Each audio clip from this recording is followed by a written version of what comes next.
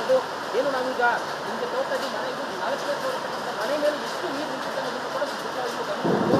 ಆಲಿಕಲ್ಲಿನಿಂದ ಮಳೆ ಬೀಳ್ತಾ ಇದೆ, ಯಾಕಂದರೆ ಒಂದು ಆರ್ಭಟ ಕೂಡ ಜೋರಾಗಿದೆ, ಅವ್ರ ಜೊತೆ ಕೂಡ ನಿಮಗೆ ಕೇಳಿಸ್ತಾ ಇದೆ. ಆಲಿಕಲ್ಲಿನಿಂದ ಬೀಳ್ತಾ ಇರ್ತಕ್ಕಂಥದ್ದು ಇನ್ನು ಏನು ಶಾಂತಿನಗರ ಸುತ್ತಮುತ್ತ ಇರ್ತಕ್ಕಂಥ ಹಲವು ರಸ್ತೆಗಳು ಜಲಾವೃತ ಆಗಿದ್ದಾವೆ.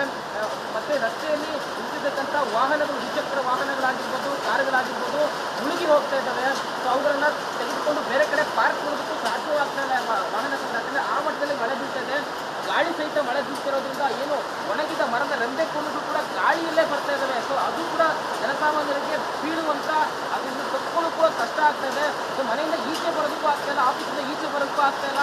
ಸೊ ಮಳೆ ನಿಲ್ಲೋವರೆಗೂ ಕಾಯಲೇಬೇಕು, ಅಷ್ಟೊಂದು ಮಟ್ಟದಲ್ಲಿ ಮಳೆ ಸುರಿತಾ ಇರ್ತಕ್ಕಂಥದ್ದು. ಏನು ನಿನ್ನೆ ಬೆಂಗಳೂರಿನ ಹಲವು ಕಡೆಗಳಲ್ಲಿ ಜೋರಾಗಿ ಮಳೆ ಬಿದ್ದಿತ್ತು, ಬಟ್ ಆದರೆ ಬೆಂಗಳೂರಿನ ಇನ್ನೊಂದಷ್ಟು ಕಡೆಗಳಲ್ಲಿ ಮಳೆ ಬಿದ್ದಿದ್ದಿಲ್ಲ, ಬಟ್ ಬೀಳುತ್ತೆ ಅಂತಕ್ಕಂಥ ಒಂದು ಸಾಧ್ಯತೆ ಇತ್ತು. ಈಗ ಮಳೆ ಅವ್ರಿಗೆ ಮಳೆಯ ಭೀಕರತೆಯನ್ನು ಜನಸಾಮಾನ್ಯರು ನೋಡ್ತಾ ಇದ್ದಾರೆ. ಏನು ಕಳೆದ 2-3 ತಿಂಗಳಿಂದ ಬೆಂಗಳೂರು ಬಿಸಿಲಿನಿಂದ 35 ಡಿಗ್ರಿ ಸೆಲ್ಸಿಯಸ್ನಿಂದ 30 ಡಿಗ್ರಿ ಸೆಲ್ಸಿಯಸ್ ಕೂಡ ತಾಪಮಾನ ದಾಖಲಾಗ್ತಾ ಇತ್ತು, ಗರಿಷ್ಠ ತಾಪಮಾನ ದಾಖಲಾಗ್ತಾ ಇತ್ತು. ಜನ ಬಿಸಿಲಿಗೆ ಮನೆಯಿಂದ ಈಚೆ ಬರೋಕ್ಕಾಗ್ತಾ ಇರಲಿಲ್ಲ, ಅಷ್ಟೊಂದು ಕಷ್ಟಪಟ್ಟಿದ್ದು. ನೋಡಿ ಈಗ ಈ ರೀತಿ ಮಳೆಯಿಂದಾಗಿ ಮನೆಯಿಂದ ಈಚೆ ಬರೋಕ್ಕಾಗದಂಥ ಪರಿಸ್ಥಿತಿ ನಿರ್ಮಾಣ ಆಗಿದೆ.